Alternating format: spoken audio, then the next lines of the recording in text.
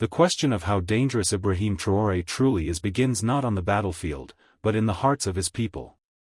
Born into a Burkina Faso plagued by political instability, Traoré rose not as a polished politician, but as a soldier forged in the fire of his nation's struggles. His name carries weight across Africa and beyond, not only because of his youth. He became one of the youngest leaders in the world at just 34, but also because of the way he challenges the world order. When others expect submission, he offers defiance. When the West threatens, he answers with bold declarations that Africa will no longer bow.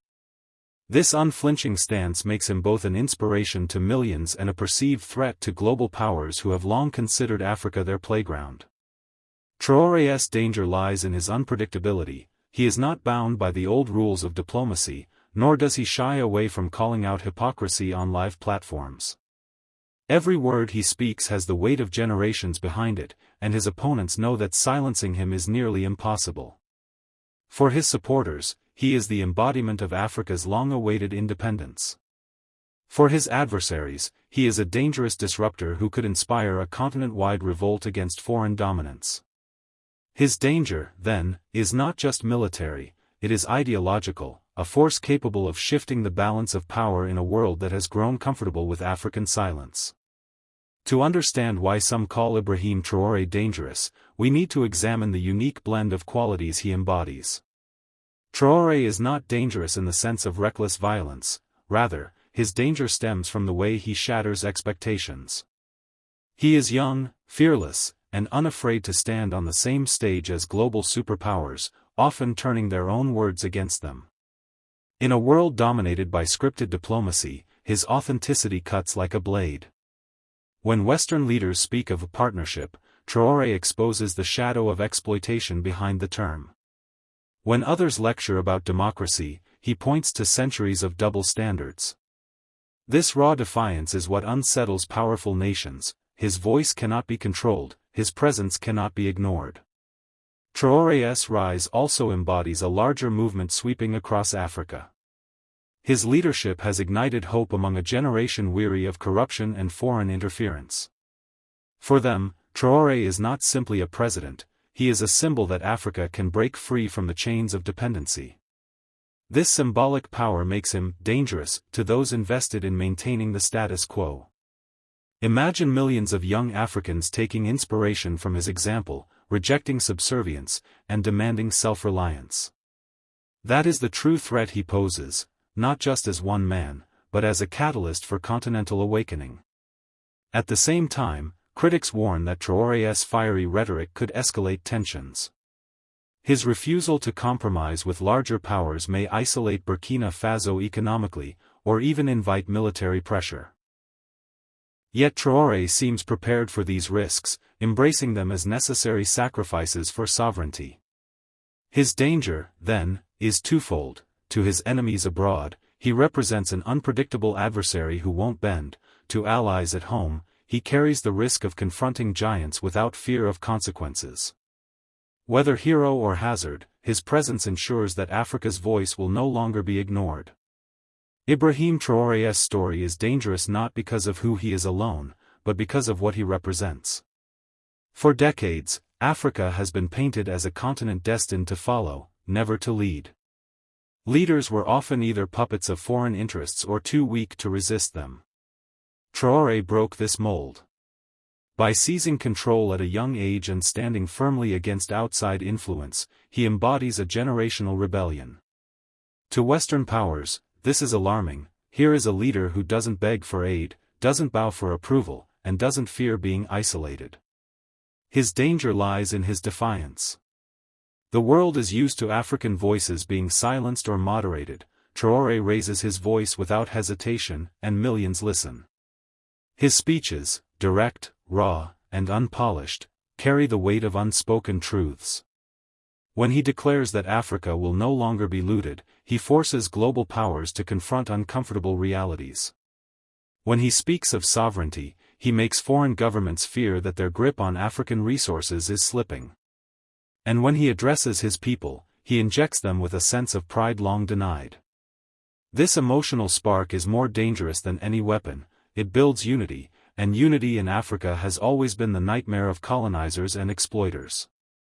But danger is not one-sided. Traoré faces immense risks from within. Challenging entrenched elites, reshaping power structures, and resisting international pressure creates enemies at every level. Some see him as reckless, claiming his policies could bring Burkina Faso to economic collapse. Others whisper about foreign plots, waiting for the right moment to strike. Yet Traoré seems unfazed, treating danger itself as proof of his mission's importance. His willingness to embrace risk, even at personal cost, elevates him into the realm of historical figures who defied empires. In truth, calling Traoré dangerous depends on perspective. To those who wish Africa to remain quiet, he is a threat. To those who seek liberation, he is a shield. To history, he may well be remembered as the man who turned danger into destiny. The perception of Ibrahim Traoré as dangerous intensifies when you examine how quickly his influence spreads beyond Burkina Faso. Leaders come and go, but very few capture the imagination of ordinary people across a continent. Traoré has become a symbol, a young soldier-turned-president who refuses to bow to any foreign power. For young Africans, tired of being told their future must be decided in Washington, Paris, or London, he is proof that defiance is possible. His danger lies not only in his words but in the example he sets, that Africa can chart its own course without permission. International observers often describe him as too radical, but that is precisely why he resonates. He doesn't mask his frustrations behind diplomatic jargon. He names exploitation for what it is. He calls colonizers by their name. He declares openly that Africa's resources must benefit its people first.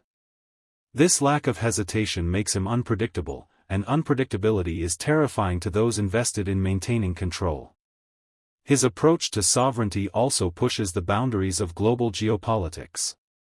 Traoré challenges Western dominance while simultaneously seeking new alliances, shifting Africa's place in the world order.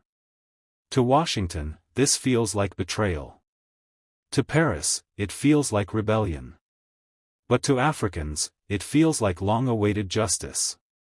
His danger is amplified by his refusal to accept half measures. He doesn't simply want reforms, he wants transformation. And transformation threatens systems designed to remain unchanged. Yet, there is another layer of danger, the sheer weight of expectations placed upon him. Millions believe Traoré will deliver what decades of leaders could not. If he succeeds, he proves that liberation is real. If he fails, disappointment could fracture the unity he has built. His enemies are betting on failure, his people are praying for victory. In this delicate balance, every move he makes carries historic weight. This is why calling Ibrahim Traoré dangerous is more than a label, it's a recognition that his existence forces the world to face questions it would rather avoid. What if Africa no longer accepts the chains placed upon it? What if the young generation refuses to inherit submission? Traoré embodies these questions, and in doing so, he becomes the spark that could ignite a fire far larger than himself. The danger surrounding Ibrahim Traoré does not come only from his defiance of the West, but also from how he reframes Africa's identity in the global conversation. For decades, Africa was portrayed as a continent of need, needing aid, needing guidance, needing leadership from outside. Traoré flips this narrative on its head. He does not plead for help, he demands respect. He does not speak as a subordinate, he speaks as an equal, sometimes as a superior. This shift rattles those who have long benefited from Africa's perceived weakness. When Traoré speaks at rallies, his voice is not merely his own, it carries the echoes of a generation silenced by exploitation. His words draw energy from centuries of resistance, from every leader who tried to rise before and was crushed under external pressure. This historical memory is part of his danger. It makes him untouchable in the eyes of his people, who see in him the continuation of a struggle larger than one man. To remove Traoré would be to fight against the very spirit of independence that now runs through the streets of Ouagadougou and beyond.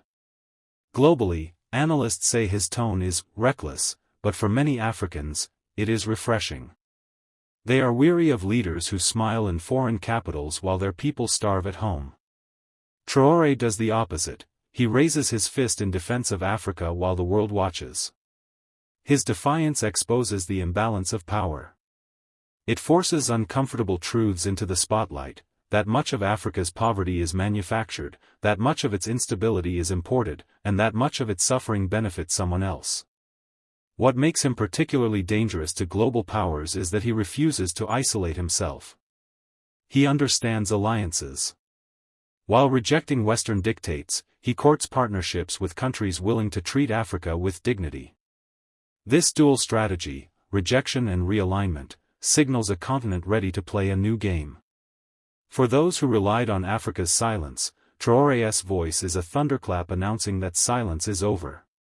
In every word and every decision, Traoré reminds the world that Africa is not waiting for permission anymore. His danger is not in violence or instability, but in awakening, a force far more difficult to control than armies or sanctions. What makes Ibrahim Traoré especially dangerous to the status quo is not just what he says, but how people react to him. Across Africa, young people see him as proof that courage can still reshape history. In villages and cities, his speeches circulate on phones, turning into rallying cries far beyond Burkina Faso's borders. This contagious sense of empowerment is terrifying for those invested in keeping Africa divided and submissive. A leader who unites through defiance poses a greater threat than one who rules with armies. The West once depended on African leaders who quietly complied, who signed deals in backrooms and let resources flow out without protest. Traoré refuses that role. He confronts foreign dignitaries publicly, often with blunt words that leave no space for negotiation as usual. When he says Africa owes nothing, he strips away the illusion that colonial debts still hold moral weight. He paints those debts as chains, and chains are made to be broken. His defiance turns every economic conversation into a moral battlefield. To global powers, this is destabilizing. They describe him as reckless, extreme, or unpredictable. But unpredictability itself is a weapon. For decades, Africa was predictable, predictable to exploit, predictable to manipulate. Traoré's refusal to play that script introduces uncertainty, and uncertainty weakens control. Investors hesitate. Policymakers scramble. Allies reconsider their loyalty. One man's defiance ripples outward until it reshapes entire networks of power. Another layer of danger is his image as incorruptible. Many African leaders have risen with bold words only to be bought with wealth or silenced with privilege. Traoré positions himself differently. He dresses like a soldier, not a businessman. He walks among ordinary people, not behind walls. Whether this image is fully real or partly crafted, it works. His people believe in him. Belief is power. Belief makes him harder to remove without igniting unrest. The danger Traoré represents is not the instability of chaos but the stability of awakening. He is not a temporary storm, he is the signal of a shifting season. Those who underestimated him as just another fiery leader are beginning to realize he is not playing for headlines, he is playing for history. The danger of Ibrahim Traoré is also in the simplicity of his message. He does not hide behind diplomatic jargon or endless negotiations. His words cut straight to the heart. Africa must stand on its own, Africa owes nothing, Africa will not bow. This clarity resonates with ordinary people who are tired of speeches that promise progress but deliver submission. When a leader speaks in the language of the streets, not the language of boardrooms, he awakens millions who suddenly feel they are part of the fight. His critics in the West argue that he is too young, too radical, too inexperienced.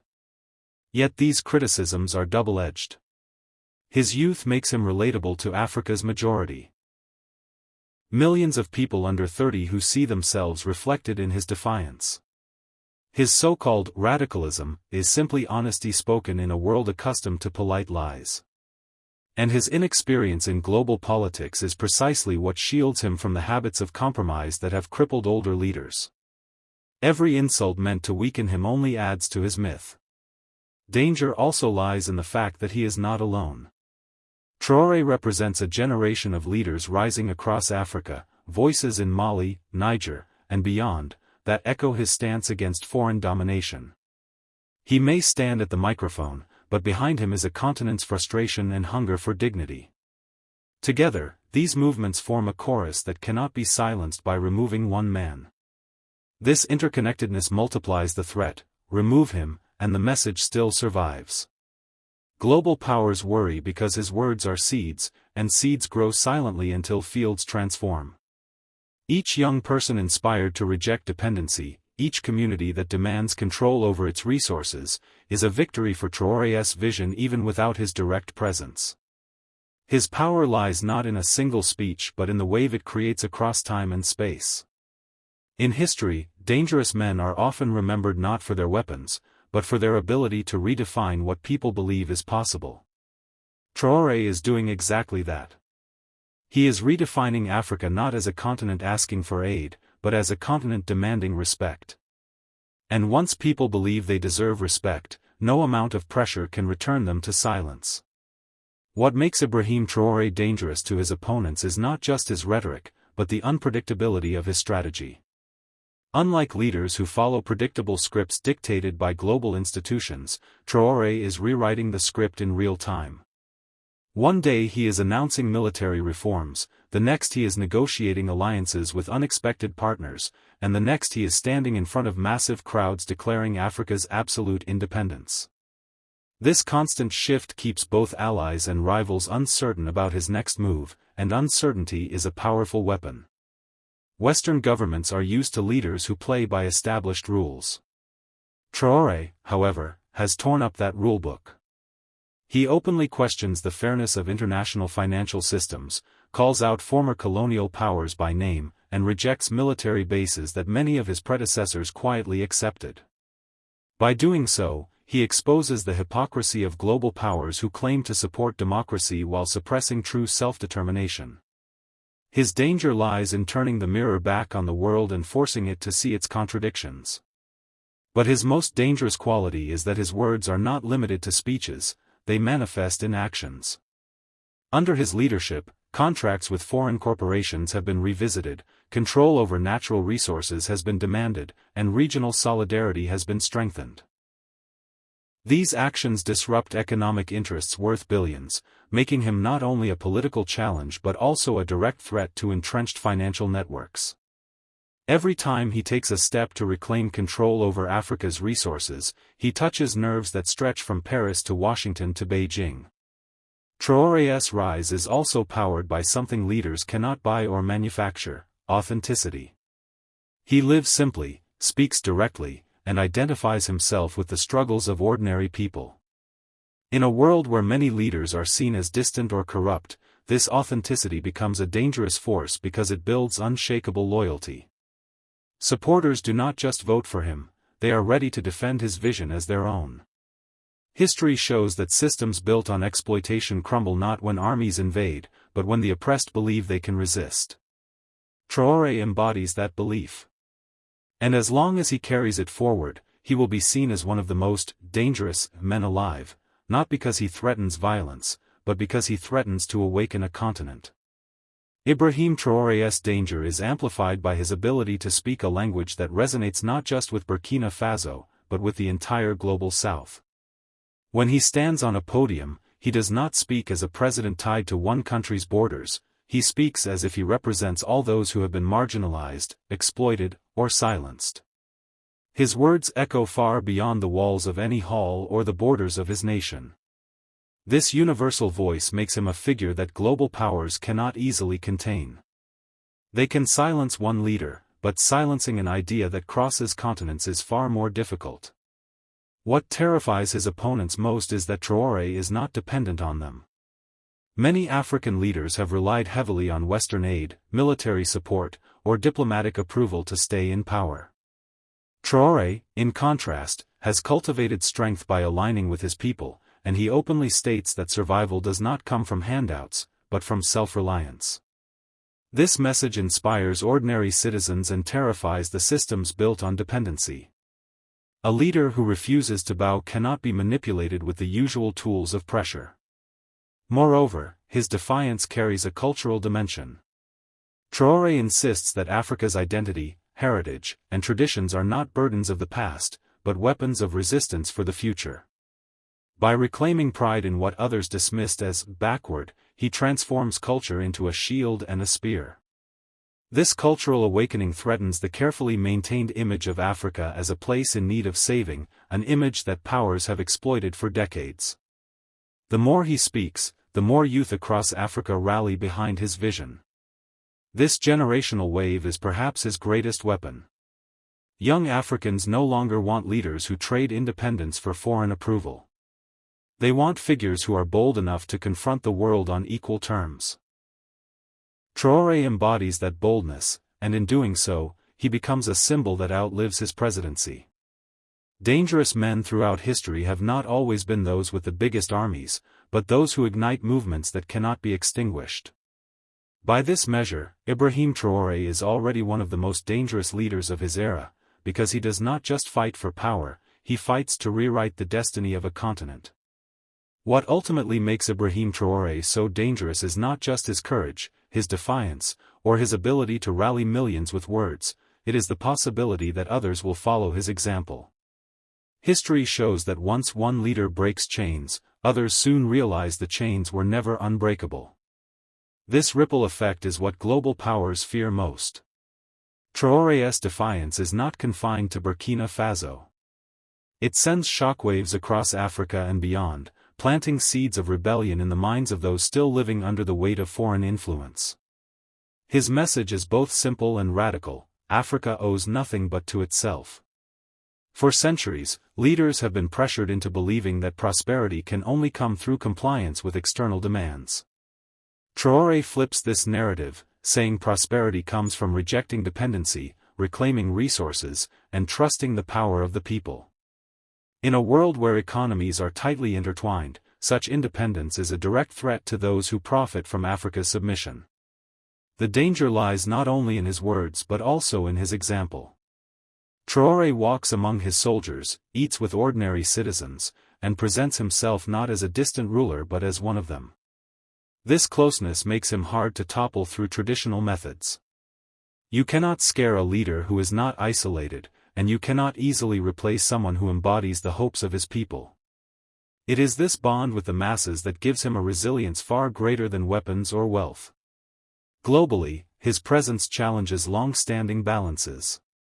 In a world dominated by a few powerful nations, Traoré's insistence on African agency questions the very architecture of international politics. If Africa truly rises as he envisions, alliances will shift, and centuries-old hierarchies will crumble. For those invested in maintaining control, this is nothing short of terrifying. That is why Ibrahim Traoré is described as dangerous. He is not simply a young leader in Burkina Faso, he is the embodiment of a storm that could reshape Africa's destiny and, by extension, the world. He is a reminder that sometimes the greatest danger to empires is not an army at the gates, but a voice that cannot be silenced.